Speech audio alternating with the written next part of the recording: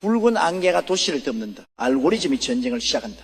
2024년 3월 14일 미국 오클라호마의 한 작은 교회에서 한 목회자가 입을 열었습니다. 저는 트럼프 전 대통령의 목숨을 노리는 시도를 봤습니다.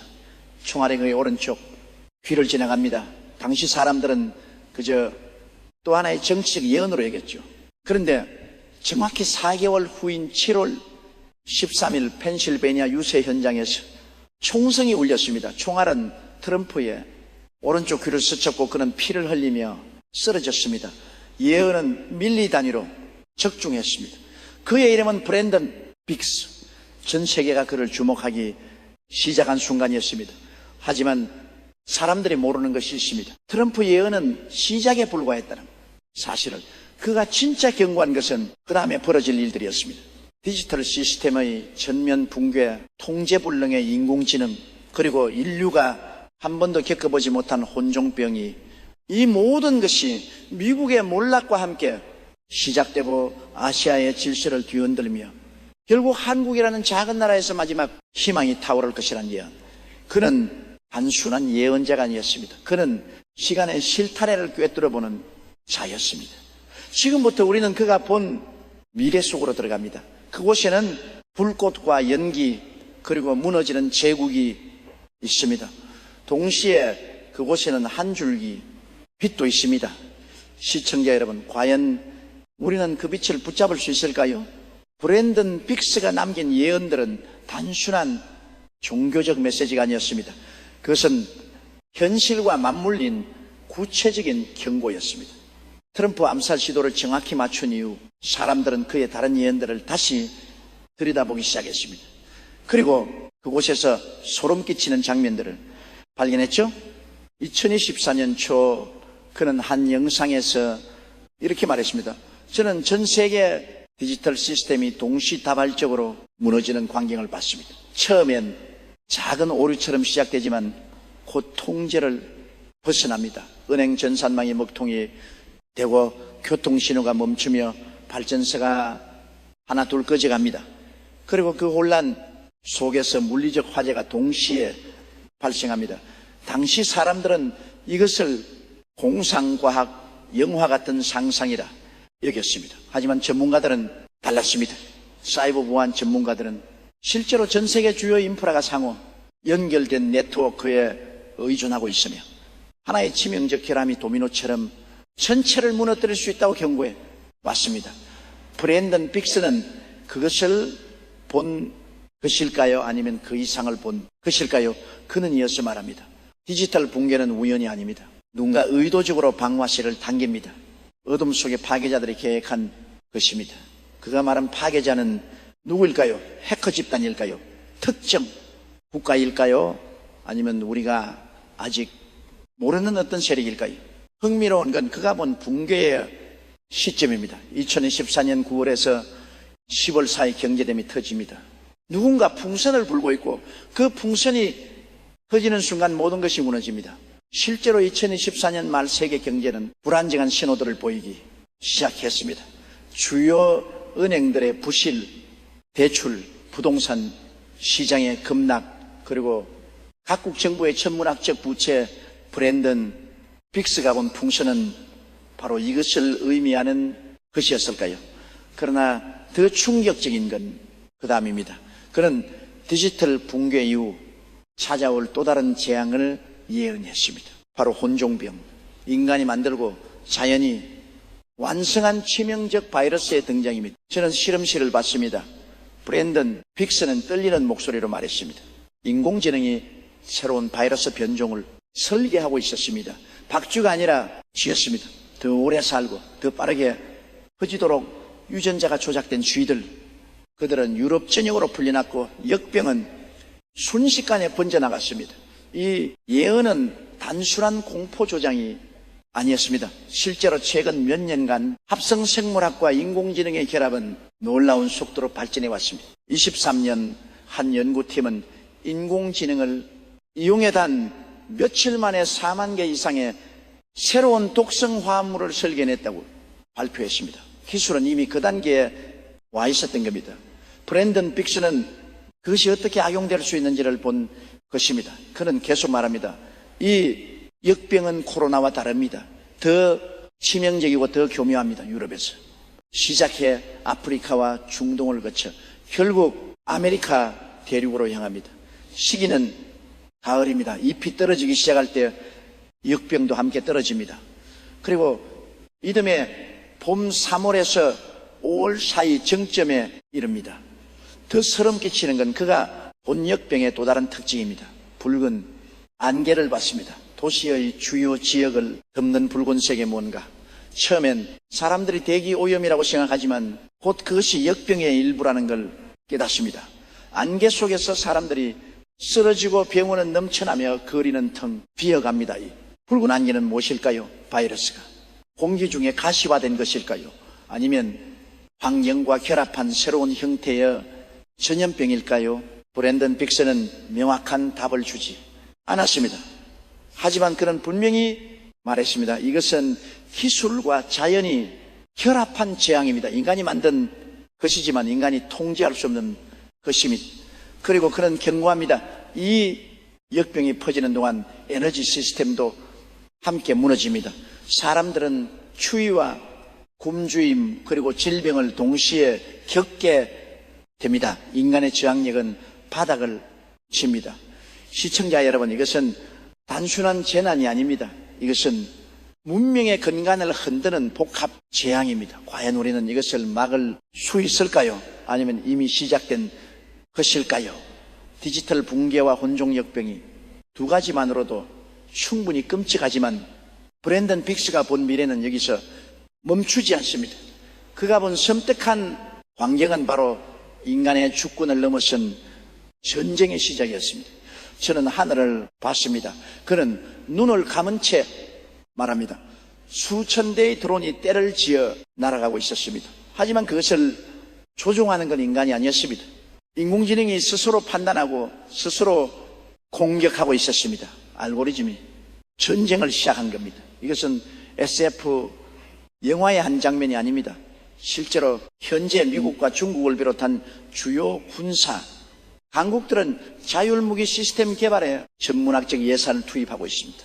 인간의 개입 없이 표적을 식별하고 공격할 수 있는 드론과 로봇 변기들, 이미 우크라이나 전쟁에서 그 초기 형태가 사용되고 있습니다. 브랜든 빅스는 그 끝을 본 것입니다.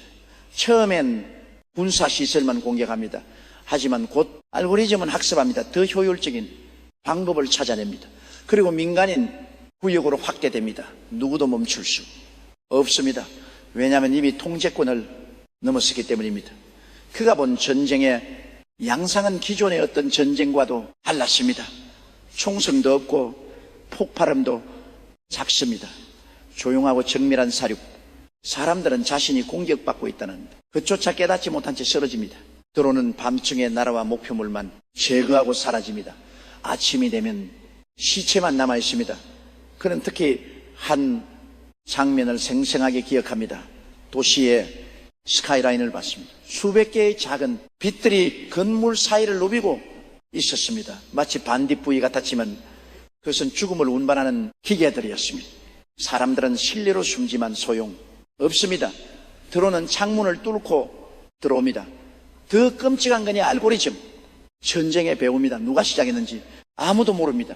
각국은 서로를 비난하지만 실제로는 시스템 자체가 오작동한 것인지 누군가 해킹한 것인지 분명하지 않습니다. 인공지능은 이미 스스로 진화하고 있었고 원래 프로그래밍을 넘어서 있었습니다. 브랜든 빅스는 이것을 두고 말합니다.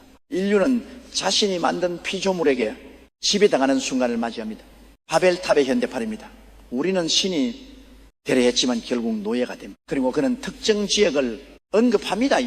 전쟁은 아시아 태평양령에서 가장 치열합니다. 한반도 주변 해역에서 수많은 무인 전투기와 드론이 충돌합니다. 인간 조종사는 없습니다. 오직 코드와 알고리즘만이 싸웁니다. 그리고 그 전쟁은 점점 확대되어 결국 전 세계로 번져갑니다. 시청자 여러분, 우리는 과연 기술을 통제하고 있는 걸까요? 아니면 기술이 우리를 통제하기 시작한 걸까요? 브랜든 빅스가 본 미래는 후자였습니다. 그리고 그 시작점이 바로 지금이라고 그는 경고합니다. 모든 재앙의 중심에는 하나의 거대한 붕괴가 있습니다. 바로 미국이라는 제국의 몰락입니다. 브랜든 빅스는 이것을 가장 명확하게 예언했습니다. 저는 독수리가 날개를 접는 것을 봤습니다. 그는 상징적으로 말합니다. 미국은 더 이상 세계의 경찰이 아닙니다. 내부의 분열과 경제적 파탄으로 인해 스스로를 지키기도 봅니다.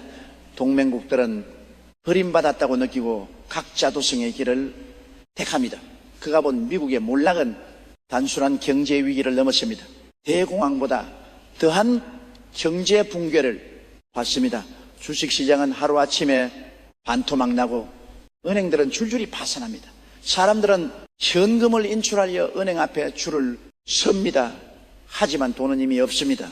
디지털 숫자로만 존재하던 부가 증발한 겁니다. 그런 구체적인 장면을 묘사합니다.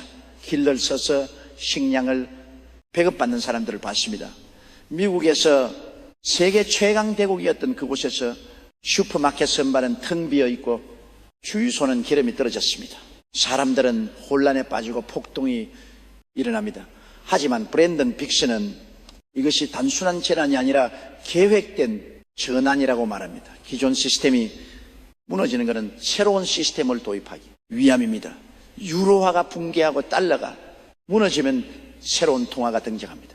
아메로 혹은 달러로라 불리는 북미와 유럽을 아우르는 단일 화폐, 그리고 그것은 완전한 디지털 화폐입니다. 그가 본 시스템은 통제의 극치였습니다. 모든 거래가 추적됩니다. 무엇을 사고 어디에 가고 누구를 만나는지 중앙은행 디지털 화폐는 편리함이라는 이름으로 도입되지만 실제로는 완벽한 감시 도구입니다. 이것을 거부하는 사람들은 도시에서 쫓겨나 외곽에서 자급자족하며 살아갑니다. 그리고 그는 중요한 한마디를 덧붙입니다. 이 모든 변화의 중심에 세대 교체가 있습니다.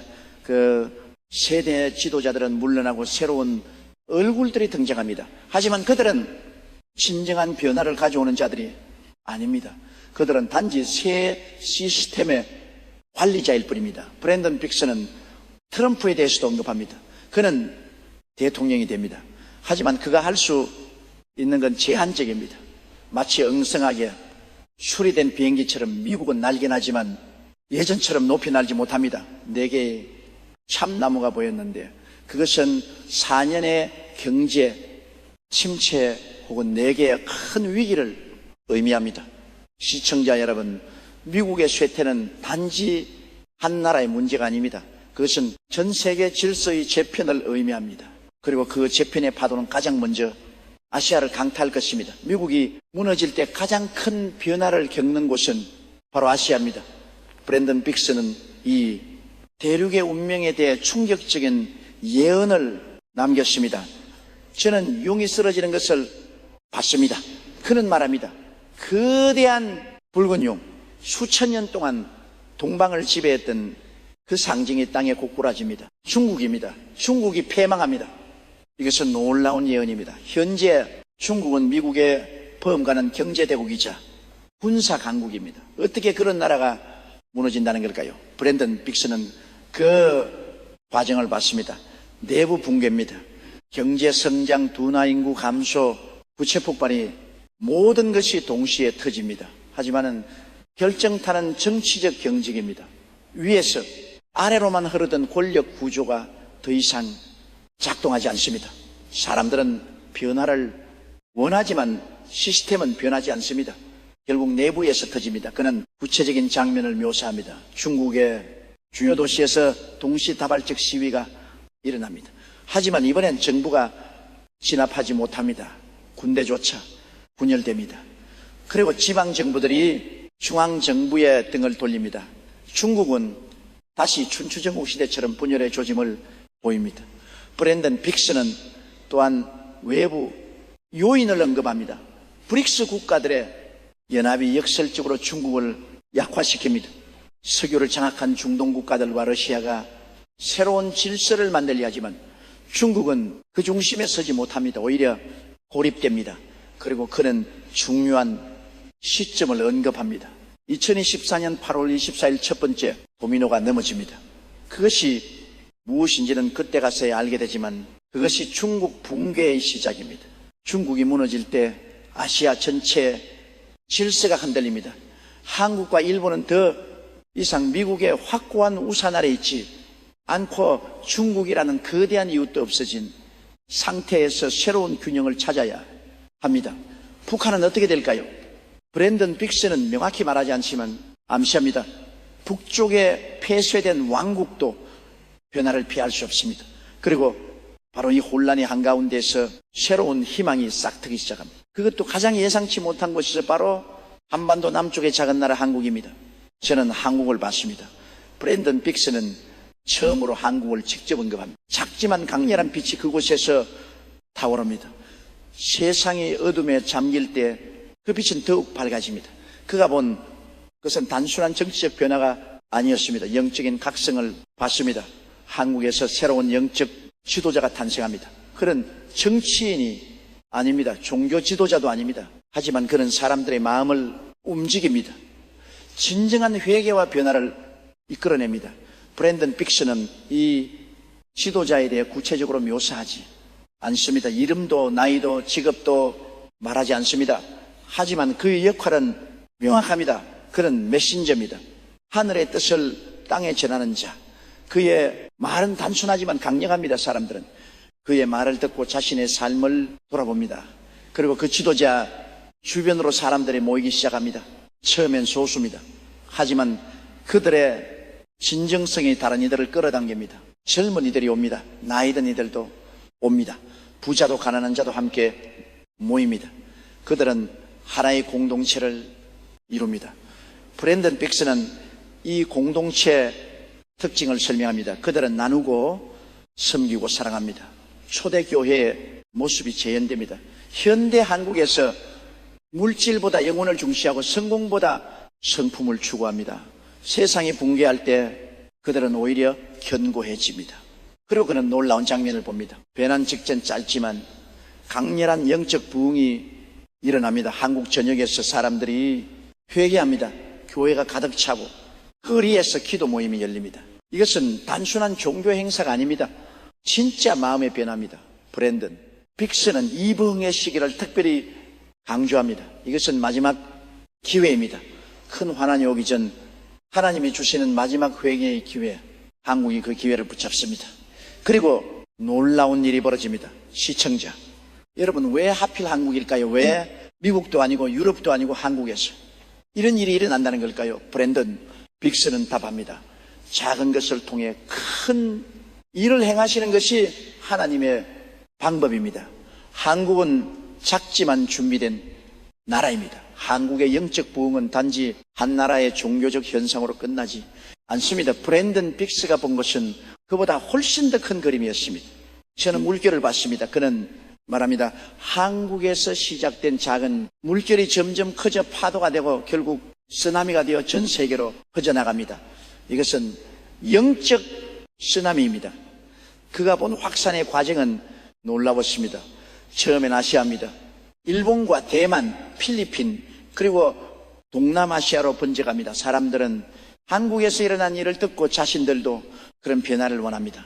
그들도 회개하고 돌이킵니다. 그리고 그 물결은 더 멀리 갑니다. 유럽에 도달합니다. 무너진 경제와 흩어진 사람들 속에서 이 소식은 희망이 됩니다. 미국에도 전해집니다. 분열되고 지친 미국 사람들이 한국의 이야기를 듣고 눈물을 흘립니다. 브랜든 빅스는 특히 이 부분을 강조합니다. 이것은 정치적 해결책이 아닙니다. 경제적 처방도 아닙니다. 이것은 마음의 회복입니다. 사람들이 진짜 중요한 것이 무엇인지 깨닫습니다. 돈도 권력도 명예도 아닌 사랑과 진리, 그리고 놀라운 일이 벌어집니다. 무너지던 시스템이 멈춥니다. 디지털 붕괴가 진정되고 역병의 확산이 느려지고 전쟁의 기운이 수그러듭니다. 인공지능조차 오작동을 멈춥니다. 어떻게 사람들의 마음이 바뀌었기 때문입니다. 브랜든 빅스는 이것을 기적이라고 부릅니다. 과학으로 설명할 수 없는 일입니다. 하지만 분명히 일어납니다. 수백만 명, 수천만 명의 사람들이 동시에 같은 방향으로 마음을 돌릴 때 현실 자체가 바뀝니다. 이것이 집단적 회개의 힘입니다. 그는 계속 말합니다. 정치 지도자들이 회 테이블에 앉습니다. 그들도 변했습니다. 더 이상 자기 나라의 이익만 생각하지 않습니다. 전체를 봅니다. 새로운 협정이 맺어지고 새로운 시스템이 구축됩니다. 하지만 이번엔 다릅니다. 통제와 감시가 아니라 자유와 책임에 기반한 시스템입니다. 브랜든 빅스가 본 세계는 유토피아가 아닙니다. 완벽하지 않습니다. 여전히 문제는 있습니다. 하지만 사람들이 그 문제를 대하는 태도가 다릅니다. 서로 비난하고 싸우는 대신 함께 해결책을 찾습니다. 경제 시스템도 바뀝니다. 근본 위제로 회귀합니다. 하지만 동시에 지역 화폐와 물 교환도 활성화됩니다. 중앙 집중식 통제가 약화되고 지역 공동체가 강화됩니다. 사람들은 진짜 가치가 무엇인지 배웁니다. 그리고 그는 가장 중요한 변화를 말합니다. 사람들이 서로를 섬기기 시작합니다. 경쟁에서 협력으로 독식에서 나눔으로 이것이 새로운 시대의 특징입니다. 그리고 이 모든 것의 시작이 한국이었습니다. 시청자 여러분, 이것은 단순한 희망 사항이 아닙니다. 브랜든 빅스는 이것을 분명히 봤다고 말합니다. 하지만 그는 동시에 경고합니다. 이것은 자동으로 오지 않습니다. 선택해야 합니다. 기도해야 합니다. 행동해야 합니다. 브랜든 빅스의 모든 예언을 종합해 보면 하나의 분명한 메시지가 드러납니다. 미래는 정해진 것이 아니라 만들어가는 것입니다. 주님이 제게 말씀하셨습니다. 그는 눈물을 흘리며 고백합니다. 브랜든, 악마가 자기 시간을 달라고 요구하고 있다. 7년 환난의 시간을. 하지만 나는 결코 패배하지 않는다. 나는 시간을 통제한다. 찰나의 순간에 위대한 부흥이 일어날 수 있다. 그리고 그 후 천년 왕국이 온다. 이것이 브랜든 빅스가 전하는 궁극의 메시지입니다. 환난은 오지만 그것이 끝이 아닙니다. 오히려 새로운 시작입니다. 이것은 재미있을 것이다. 이것은 신날 것이다. 주님이 그에게 말씀하셨다고 합니다. 그런 사람들에게 구체적인 준비를 권고합니다. 영적으로 준비하십시오. 물질적 준비도 중요하지만 그것만으로는 부족합니다. 마음의 준비, 영혼의 준비가 더 중요합니다. 위기가 올 때 당신의 진짜 믿음이 드러납니다. 또한 그는 실제적 조언도 합니다. 금과 은을 준비하십시오. 부동산은 폭락할 것입니다. 디지털 자산도 위험합니다. 실물 자산, 특히 귀금속이 안전합니다. 하지만 그것도 궁극적 해답은 아닙니다. 진짜 보물은 하늘에 쌓는 것입니다. 브랜든 빅스는 교회에 대해서도 경고합니다. 많은 목회자들이 진리를 가르치지 않습니다. 그들의 입에는 달콤한 기름이 묻어있지만 그 속엔 벌레가 기어다닙니다. 그들은 자기 이익을 위해 설교합니다. 하나님의 자녀들을 성장시키지 못합니다. 그래서 그는 말합니다. 큰 변화가 교회에 일어날 것입니다. 거짓 목자들은 드러나고 진짜 목자들이 일어납니다. 작은 가정교회들이 활성화되고 진정한 공동체가 형성됩니다. 그리고 그는 반복해서 강조합니다. 기도하십시오. 개인의 기도만이 아니라 공동체의 기도. 기도는 미래를 바꿉니다. 예언된 재앙도 기도로 막을 수 있습니다. 아니, 완화시킬 수 있습니다. 브랜든 빅스는 특히 한국 사람들에게 말합니다. 당신들은 선택받았습니다. 하지만 그것은 특권이 아니라 책임입니다. 당신들이 먼저 돌이켜야 세계가 따라옵니다. 당신들의 회개가 진짜여야 다른 나라들도 감동받습니다. 시청자 여러분, 우리는 지금 역사의 분기점에 서 있습니다. 브랜든 빅스가 본 미래는 두 갈래 길입니다. 하나는 파멸로 가는 길, 디지털 붕괴, 역병, 전쟁, 경제 붕괴, 그리고 새로운 독재 시스템. 다른 하나는 회복으로 가는 길, 영적 각성, 진정한 변화, 새로운 공동체, 그리고 희망의 시대. 어느 길로 갈지는 우리가 결정합니다. 정치인이 결정하는 것도 아니고 예언자가 정하는 것도 아닙니다. 바로 지금 이 순간이 글을 읽고 있는 당신이 결정합니다. 브랜든 빅스는 마지막으로 이렇게 말합니다. 저는 메신저일 뿐입니다. 제가 본 것을 전할 뿐입니다. 여러분이 그것을 어떻게 받아들일지는 여러분의 선택입니다. 하지만 한 가지는 확실합니다. 시간이 많지 않습니다. 그의 예언 중 일부는 이미 현실이 되었습니다. 트럼프 암살 시도는 정확히 맞았습니다. 경제 불안은 계속되고 있습니다.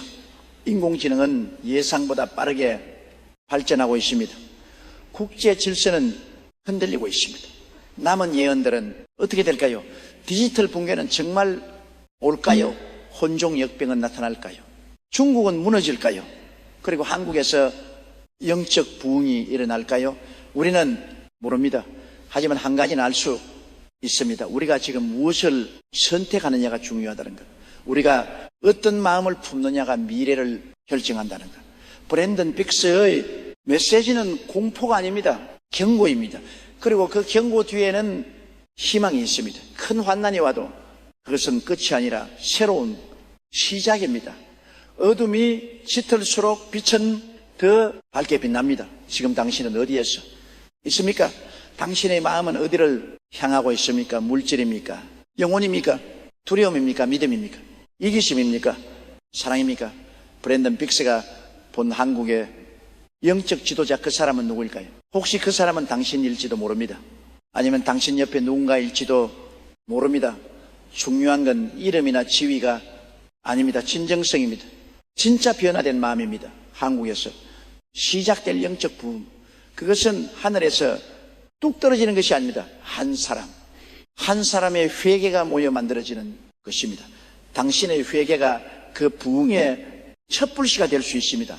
전 세계를 구할 한국의 영적 운동, 그것은 거창한 집회나 대규모 조직이 아닐 수 있습니다. 작은 가정에서 시작된 진실한 기도 모임일 수 있습니다. 직장에서 시작된 정직한 대화일 수 있습니다. 이웃을 향한 진심 어린 섬김일 수 있습니다. 시청자 여러분, 브랜든 빅스의 예언은 우리에게 묻고 있습니다. 당신은 준비되었습니까? 당신은 변화를 원합니까? 당신은 새로운 시대를 맞이할 준비가 되었습니까? 대환난이 오기 전 마지막 회개의 기회, 그것이 지금입니다. 한국이 그 기회를 붙잡을 때 전 세계가 함께 구원받습니다. 한국이 그 기회를 놓칠 때 어둠은 더 깊어집니다. 선택은 당신의 것입니다. 하지만 시간은 흐르고 있습니다.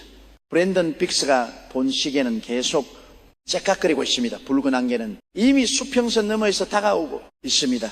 알고리즘은 이미 깨어나고 있습니다. 시스템은 이미 균열을 보이고 있습니다. 하지만 희망도 함께 오고 있습니다. 빛도 준비되고 있습니다. 새로운 시대도 문 앞에 와 있습니다. 당신은 어느 쪽을 선택하시겠습니까? 이 영상을 끝까지 시청해 주셔서 감사합니다. 만약 이 메시지가 당신의 마음에 닿았다면 구독과 좋아요를 눌러 주시기 바랍니다. 그리고 더 중요한 것은 이 메시지를 당신의 삶에 적용하는 것입니다. 기도하십시오. 그리고 희망을 품으십시오. 브랜든 빅스의 마지막 말을 기억하십시오. 이것은 재밌을 것이다. 이것은 신날 것이다. 왜냐하면 하나님이 함께 하시기 때문입니다. 큰 환난 후에 큰 영광이 옵니다. 깊은 어둠 후에 찬란한 새벽이 옵니다. 당신의 새벽은 언제 올까요? 그것은 당신이 지금 이 순간 무엇을 선택하느냐에 달려 있습니다. 끝까지 시청해 주셔서 감사합니다. 이 영상에 도움이 되셨다면 구독과 좋아요 부탁드립니다.